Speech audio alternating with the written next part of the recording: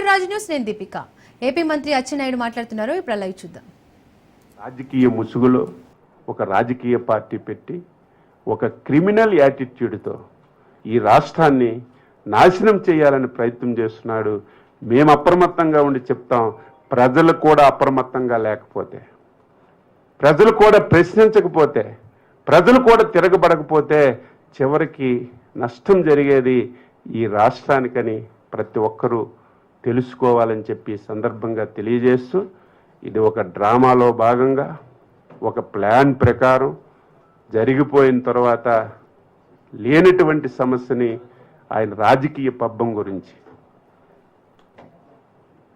ఇంకా ఇలాగా సైలెంట్గా ఉంటే జెండా పీకే పరిస్థితి వస్తుందని జెండాను కాపాడుకోవడానికి ఇటువంటి వేషాలు వేస్తున్నాం.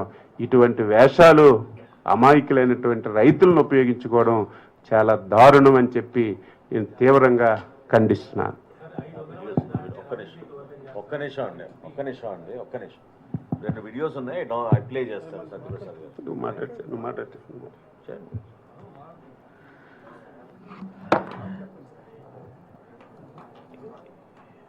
ఈరోజు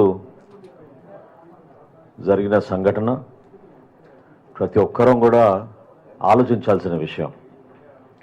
రాజకీయ వ్యవస్థలో సహజంగా ఒక రాజకీయ పార్టీ అధ్యక్షుడు పర్యటించినప్పుడు స్థానికంగా ఉన్న సమస్య పైన అవగాహన తెచ్చుకొని రైతులకి మేలు చేసే విధంగా వ్యవహరించాలి తప్ప మనం ఎవరో ఊహించని విధంగా కష్టపడి పంట పండించిన ఆ సరుకుని రోడ్డు పైన పోసేసి దానిపైనే వీళ్ళు కార్లు తోలుకుంటూ పోతున్నారంటే అంతకన్నా దుర్మార్గం ఏముంటుందో ఆలోచించాలి.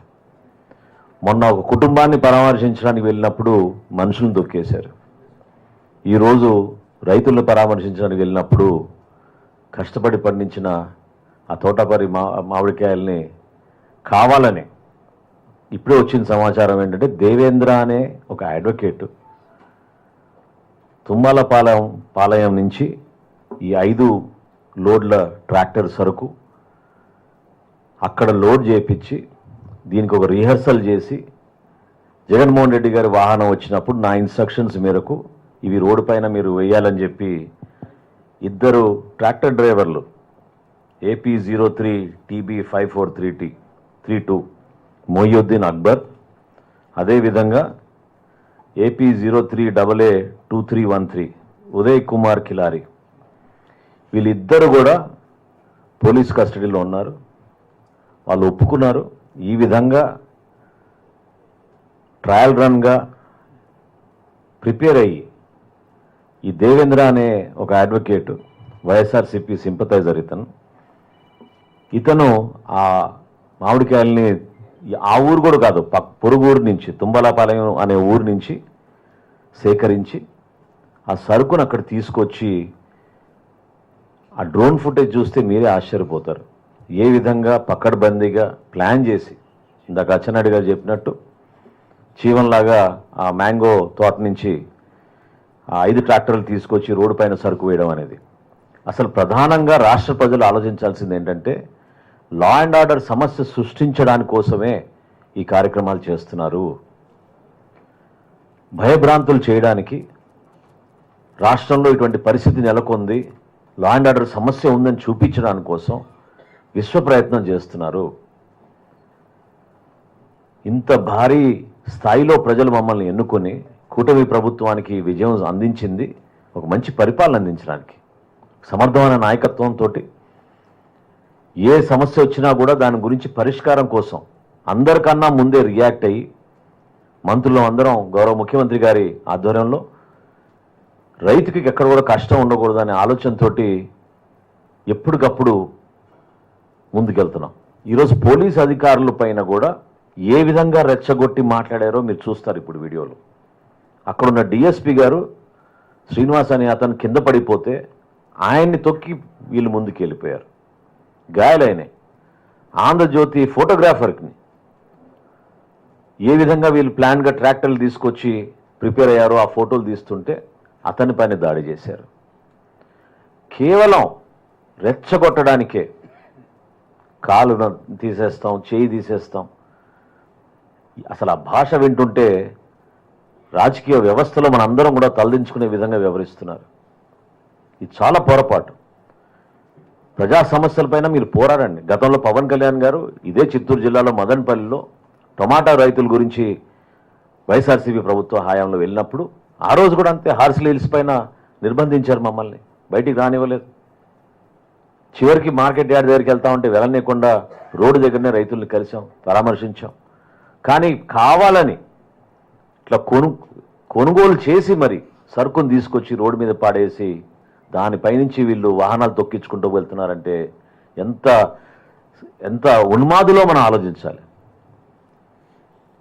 దయచేసి రాష్ట్ర ప్రజలు నేను కోరుతున్నాను, ప్రభుత్వం ఎప్పుడు మీకు అండగా నిలబడుతుంది. లా అండ్ ఆర్డర్ ఎట్టి పరిస్థితుల్లో మెయింటైన్ చేయాలి. పోలీస్ యంత్రాంగాన్ని గౌరవించాలి. స్థానికంగా ఉన్న సమస్యలపైన ఖచ్చితంగా ఒక ప్రతిపక్ష నాయకుడిగా మీరు మాట్లాడితే మీరు మాట్లాడండి. వేదికలు ఉన్నాయి దానికి, ప్రభుత్వం స్పందిస్తుంది. అంతేగాని ప్రజల్లో ఒక భయభ్రాంతులైన వాతావరణం సృష్టించి రెచ్చగొట్టి ఇబ్బంది పెట్టాలి ప్రభుత్వాన్ని కేవలం లా అండ్ ఆర్డర్ సమస్య పైన తీసుకెళ్తే రేపటి రోజున ఈ సమస్యని మరింత తీవ్రంగా తీసుకెళ్లగలుగుతామనే ఆలోచనతో వీళ్ళు చేస్తున్న దుర్మార్గమైన ఆలోచన. ఇది ప్యూర్గా ఆర్టిఫిషియల్ క్రియేషన్. 90% ఆల్రెడీ కొనుగోలు జరిగిపోయింది. ఆర్టిఫిషియల్గా క్రియేట్ చేశారు ఈ సమస్యను. దీన్ని ప్రతి ఒక్కరూ గమనించి ఎటువంటి వ్యక్తిత్వం వీళ్ళకు ఉందో మీరు అర్థం చేసుకోవాలి. ఎంత దారుణంగా వ్యవహరించారో. రాబోయే రోజుల్లో కూడా ఈ విధంగానే ప్రతి ప్రాంతంలో ప్రతి జిల్లాలో పర్యటించి అలజడి సృష్టించడానికి వీళ్ళు సిద్ధమయ్యారు తప్ప ప్రజల శ్రేయస్సు కోసం కాదని ఈ సందర్భంగానే తెలుపుతూ ఇప్పుడు గౌరవ మంత్రివర్యులు సత్యప్రసాద్ గారిని మాట్లాడి ఆ వీడియోలు కూడా చూపించారు. అందరికీ నమస్కారం. ఈరోజు రైతుల పరామర్శ పేరిట ఈవెంట్ పాలిటిక్స్ చేస్తూ వాళ్ళు చేసేటువంటి వికృత చేష్టలు వైసీపీ వాళ్ళు మన కళ్ళ ముందు కనపడతా ఉన్నాయి. ఎందుకంటే శవాల మీద అలాగే రక్తపు పునాదుల మీద పుట్టినటువంటి పార్టీ వైసీపీ అని చెప్పేసి నేను చెప్పింది కాదు, వాళ్ళ కుటుంబ సభ్యులుగా తమ చెప్పారు. మనం చూస్తుంటే ప్రజలు బాధల్లో ఉన్నప్పుడు ఇప్పుడు కూడా ఈ యొక్క మాజీ ముఖ్యమంత్రి ఒక సైకో ఉగ్రవాది బయటకు రారు. ప్రజలు అంతా మంచిగా అయ్యి ప్రభుత్వం బాగా చూసుకుంటున్న తరుణంలో 2 నెలల తర్వాతనో 3 నెలల తర్వాతనో బయటకు వచ్చి అక్కడ ఒక దారుణమైనటువంటి వాతావరణం క్రియేట్ చేస్తున్నాడు. మన అతని యొక్క గత 4 పర్యటనలు మనం చూసుకోండి. పొదిలి పర్యటన అంతే, పొగాకు రైతులు పరామర్శం చెప్పారు, అక్కడికి వెళ్ళి పొగాకును తొక్కేశారు. ఎప్పుడో సంవత్సరం ముందు వాళ్ళ కార్యకర్త, అది కూడా అతను బెట్టింగ్లో ఓడిపోతే అతని కుటుంబాన్ని పరామర్శించడానికి వెళ్ళటానికి ఇంకొక అమాయకుడు దళిత పుత్రుడిని కారు కింద చంపడం జరిగింది, చనిపోవడం జరిగింది. అది కాకుండా ఆ పర్యటనలో ఇంకా 2 చనిపోయారు. అంటే అప్పుడు 3 చనిపోయారు. మరి ఈరోజు మీరు చూడండి, మొత్తం ఆర్కెస్ట్రేటెడ్గా రైతుల మొత్తం పంట కూడా మేము కొంటాము, 100% కొంటాం. ఈ రాష్ట్రంలో కాకపోతే పక్క రాష్ట్రంలో పల్ప్ ఇండస్ట్రీ కన్నా తీసుకుని వెళ్ళి వాళ్ళకి రావాల్సిన సబ్సిడీ ఇస్తామని చెప్పేసి కలెక్టర్లు ప్రభుత్వం చాలా క్లియర్గా పదే చెప్పింది, చేసి చూపించింది.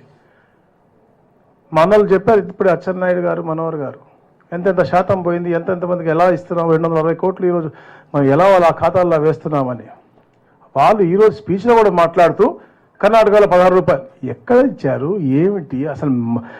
చంద్రబాబు నాయుడు గారే ఇంక్లూడింగ్ వీళ్ళు జిఎస్టీ, పల్ప్ ఇండస్ట్రీ జిఎస్టీ కూడా తగ్గించమని చెప్పేసి వారు 5వ నెలలోనే లెటర్ కూడా రాయడం జరిగింది. అంటే ఇప్పుడు కూడా మంచి పాజిటివ్ వాతావరణం ఉండాలి.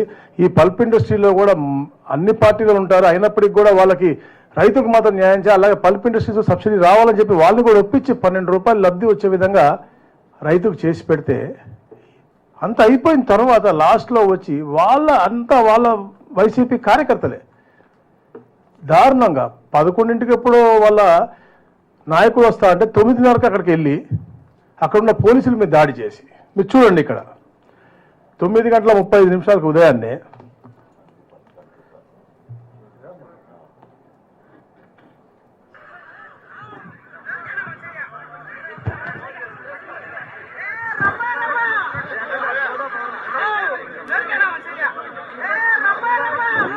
చూడు ఏమన్నా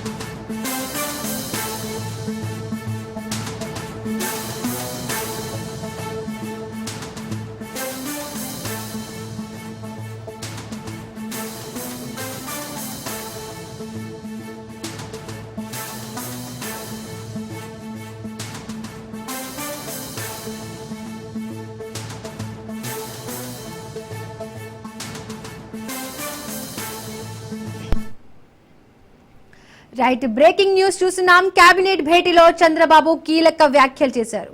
మంత్రులెవరూ సంతృప్తిగా పనిచేయడం లేదని చెప్పారు. కేబినెట్ భేటీలో సీఎం చంద్రబాబు కీలక వ్యాఖ్యలు చేశారు. మంత్రులెవరూ సంతృప్తిగా పనిచేయడం లేదని చెప్పారు.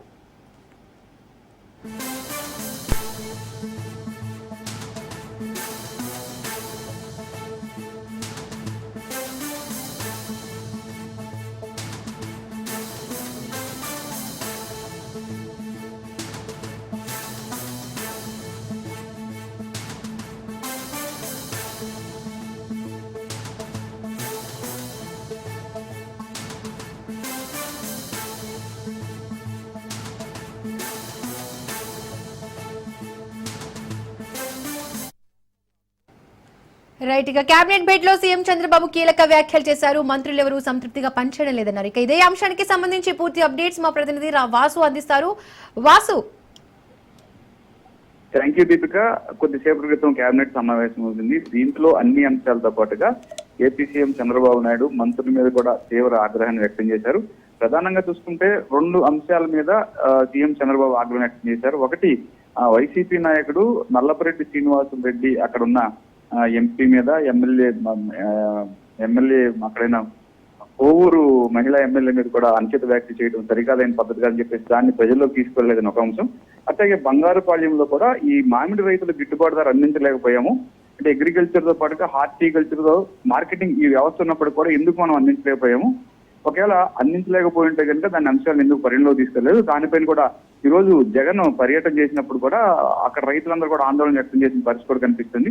కీలకంగా చూసుకుంటే కనుక ఈ రెండు అంశాలపైన కూడా జగన్ ప్రధానంగానే వాళ్లే ఎక్కువ పబ్లిసిటీ చేసిన పరిస్థితి కూడా కనిపిస్తుంది. మనం ఎక్కడ ఫెయిల్యూర్ అవుతున్నాం, క్షేత్రస్థాయిలో ఎందుకు ఫెయిల్యూర్ అవుతున్నాము, అంటే సుపరిపాలన తొలేడుగు పేరుతో కూడా క్షేత్రస్థాయికి మీరు ఎందుకు వెళ్ళటం లేదు అనే ప్రశ్న అయితే బాగా ఉంది. అలాగే మహిళల పైన కూడా ఎక్కువ ఒక ఎమ్మెల్యే పైన అనుచిత వ్యాఖ్యలు చేసిన అంశంలో కూడా ఖండించలేకపోతున్నారు. ఎందుకు ప్రజల్లోకి ఈ అంశాలను కూడా తీసుకెళ్లలేకపోతున్నారు, అంటే నైతికంగా ఫెయిల్ అయ్యే పరిస్థితి కూడా వస్తుంది. ఇట్లయితే కనుక కఠినమైన చర్యలు ఉంటాయి, మంత్రులు కూడా మార్చేస్తారని చెప్పేసి కూడా చంద్రబాబు సీరియస్ అయిన పరిస్థితి కూడా కనిపిస్తుంది. ఇంకా రైట్ వాసు, థ్యాంక్ యూ.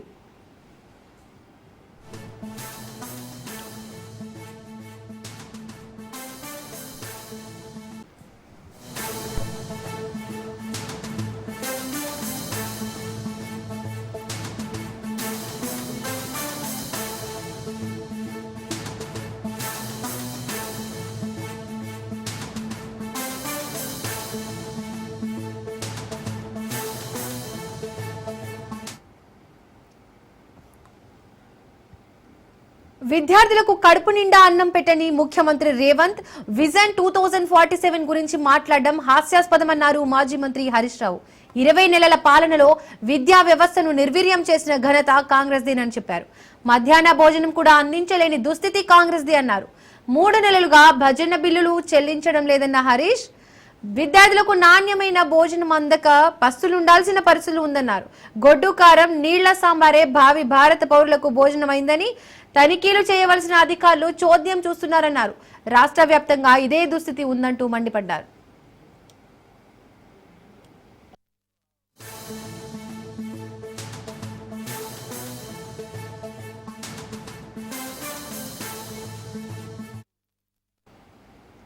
ఇక విద్యార్థులకు కడుపు నిండా అన్నం పెట్టని ముఖ్యమంత్రి రేవంత్ విజన్ 2047 గురించి మాట్లాడడం హాస్యాస్పదమన్నారు మాజీ మంత్రి హరీష్ రావు. 20 నెలల పాలనలో విద్యా వ్యవస్థను నిర్వీర్యం చేసిన ఘనత కాంగ్రెస్ దేనని చెప్పారు. మధ్యాహ్న భోజనం కూడా అందించలేని దుస్థితి కాంగ్రెస్ ది అన్నారు. 3 నెలలుగా భోజన బిల్లులు చెల్లించడం లేదన్న హరీష్ విద్యార్థులకు నాణ్యమైన భోజనం అందక పస్తులుండాల్సిన పరిస్థితి ఉందన్నారు. గొడ్డు కారం నీళ్ల సాంబారే భావి భారత పౌరులకు భోజనమైందని తనిఖీలు చేయవలసిన అధికారులు చోద్యం చూస్తున్నారన్నారు. రాష్ట్ర వ్యాప్తంగా కూడా ఇదే దుస్థితి ఉందంటూ మండిపడ్డారు.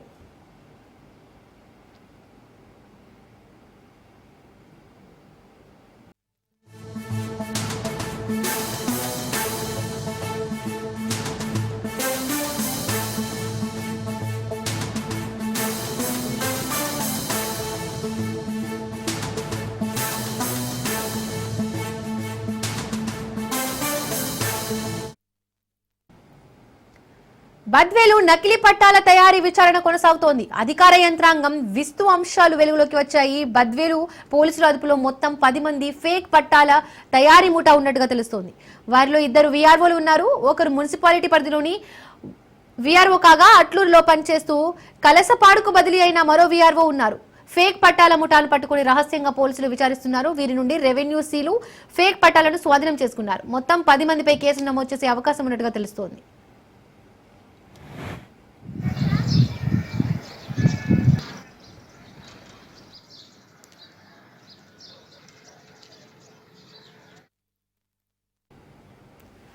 బద్వేలు నకిలీ పట్టాల తయారీ విచారణ కొనసాగుతోంది. అధికార యంత్రాంగం విస్తుపోయే అంశాలు వెలుగులోకి వచ్చాయి.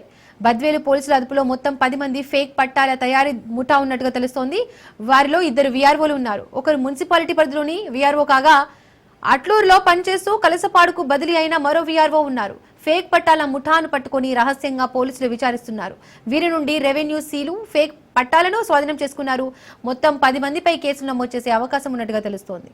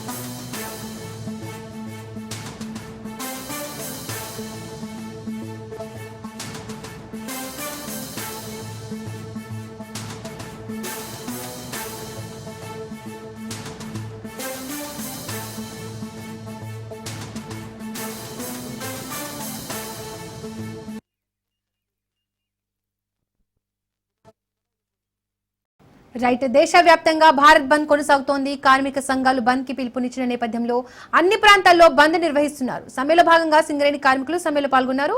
దీంతో సింగరేణి గనులు కార్మికులు లేక వెల్లవెల్లపోతున్నాయి. కార్మికులు సమ్మెలో పాల్గొనడంతో భారీగా సింగరేణి సంస్థకు నష్టం వాటిల్లుతుందని అధికారులు అంచనా వేస్తున్నారు. ఇక సింగరేణిలో కొనసాగుతున్న సార్వత్రిక సమ్మెకు సంబంధించిన మరింత సమాచారాన్ని మా ప్రతినిధి అరుణ్ కుమార్ అందిస్తారు. కేంద్ర రాష్ట్ర ప్రభుత్వాలు అవలంబిస్తున్న కార్మిక వ్యతిరేక విధానాలను నిరసిస్తూ కూడా దేశవ్యాప్త సమ్మె అయితే కొనసాగుతుంది. ఈ సమ్మెకు సంబంధించి కూడా ఉమ్మడి ఆదిలాబాద్ జిల్లా వ్యాప్తంగా కూడా కార్మికులు కర్షకులు ముఖ్యంగా సింగరేణికి సంబంధించినటువంటి సింగరేణి కార్మికులందరూ కూడా స్వచ్ఛందంగా కూడా బంద్లో పాల్గొని కూడా తమ నిరసన అయితే వ్యక్తం చేస్తున్నారు. ముఖ్యంగా కూడా కేంద్ర ప్రభుత్వం తీసుకొస్తున్నటువంటి కార్మిక వ్యతిరేక విధానాలను ఏదైతే విధానాలకు నిరసన కూడా ఈ బంద్ అయితే కొనసాగుతున్నటువంటి పరిస్థితి ఉన్నది. ముఖ్యంగా మంచిర్యాల కావచ్చు, ఆసిఫాబాద్ జిల్లాలకు సంబంధించి కూడా ఇటు సింగరేణి ప్రాంతాలైనటువంటి ఆసిఫాబాద్ జిల్లాకు సంబంధించి గోలేటి కావచ్చు, అదేవిధంగా కూడా బెల్లంపల్లి డివిజన్, మంచిర్యాల జిల్లాకు సంబంధించి శ్రీరాంపూర్ డివిజన్, మందమారి, బెల్లంపల్లి డివిజన్తో పాటు మరికొన్ని డివిజన్లలో కూడా స్వచ్ఛందంగా కూడా సింగరేణి కార్మికులు అయితే విధులకు హాజరు కాకుండా తమ నిరసన వ్యక్తం చేసి అయితే బంద్లో దేశవ్యాప్త సమ్మెలో అయితే పాల్గొంటా ఉన్నారు. దీనికి సంబంధించి కూడా మనం ఒక మైన్ వద్ద ఉన్నాం. ఈ గని వద్ద కూడా ఇప్పటివరకు గని మొత్తం కూడా బోసిపోయినటువంటి పరిస్థితి. దీనికి సంబంధించి ఏదైతే కార్మికులు స్వచ్ఛంగా కూడా విధులకు హాజరు కాకుండా కూడా తమ నిరసన వ్యక్తం చేస్తున్నారు. ఇప్పటికే కూడా కార్మిక సంఘాలు కూడా ఏదైతే గన్లపై చేరుకొని కూడా గేట్ మీటింగ్ల ద్వారా కార్మికులను మోటివేషన్ చేసి కూడా సమ్మెలో పాల్గొనాలని కూడా తెలిపినటువంటి పరిస్థితి. ఈ నేపథ్యంలోనే మొత్తం కూడా కార్మికులందరూ కూడా ఏదైతే సమ్మెకు మద్దతు తెలుపుతూ కూడా శ్రీరాంపూర్ బస్టాండ్ వద్ద కూడా ఆందోళన చేసినటువంటి పరిస్థితి. దీనికి సంబంధించి కూడా ఏదైతే కార్మికులు ఏదైతే కేంద్ర ప్రభుత్వం తీసుకొస్తున్నటువంటి 4 కొత్త కార్మిక చట్టాలు, అదేవిధంగా కూడా రాష్ట్ర ప్రభుత్వం ఏదైతే తీసుకొచ్చినటువంటి 282 జీవోను నిరసిస్తాయి. ఏదైతే 10 గంటల సమయాన్ని పెంచుతూ కూడా రాష్ట్ర ప్రభుత్వం ఇచ్చినటువంటి జీవోను, ఈ జీవోలకు ఏదైతే రాష్ట్ర ప్రభుత్వం కావచ్చు కేంద్ర ప్రభుత్వం ఇచ్చినటువంటి జీవోల ద్వారా కూడా కార్మికులకు తీవ్ర నష్టం ఏర్పడేటువంటి అవకాశం ఉన్న నేపథ్యంలో కూడా ఈ బంద్ అయితే కొనసాగుతూ ఉన్నది. ముఖ్యంగా కూడా కార్మికులందరూ కూడా స్వచ్ఛందంగా బంద్లో పాల్గొంటున్నారు. ముఖ్యంగా కూడా ఏదైతే మొత్తం కూడా సింగరేణి వ్యాప్తంగా ఇటు కొత్తగూడ నుంచి మొదలుకొని గోలేటి వరకు కూడా సింగరేణి వ్యాప్తంగా కూడా 76 కోట్ల రూపాయల నష్టం జరిగేటువంటి అవకాశం ఉన్నట్టు కూడా అధికారులు అంచనా వేసి కూడా తెలుపుతున్నటువంటి పరిస్థితి. ముఖ్యంగా కూడా ఉదయం షిఫ్ట్ కావచ్చు, మధ్యాహ్నం కావచ్చు, అదేవిధంగా రాత్రి సమయాలలో ఏదైతే నడిచేటువంటి గనులలో కూడా మొత్తం కూడా గనులను కూడా బూసిపోయినటువంటి పరిస్థితి ఉన్నాయి. ఎక్కడ కూడా కార్మికులు అయితే గనులపైన అయితే లేనటువంటి పరిస్థితి. ముఖ్యంగా ఏదైతే ఎసెన్షియల్ డ్యూటీలు ఇటు పంప్ ఆపరేటర్లు కావచ్చు, ఇంకా ఇతరకు సంబంధించినటువంటి ఎసెన్షియల్ డ్యూటీలకు మాత్రమే కొంతమంది కార్మికులు అయితే హాజరయ్యి కూడా విధులు నిర్వహిస్తున్నారు. ఏదేమైనప్పటికీ కూడా ఉమ్మడి ఆదిలాబాద్ జిల్లా వ్యాప్తంగా కూడా దేశవ్యాప్త సమ్మె, సార్వత్రిక సమ్మె అయితే ప్రశాంతంగా కొనసాగుతుందని అయితే మనం తెలుపొచ్చు. Camera person Arun Kumar, Raj news, Mancherial జిల్లా.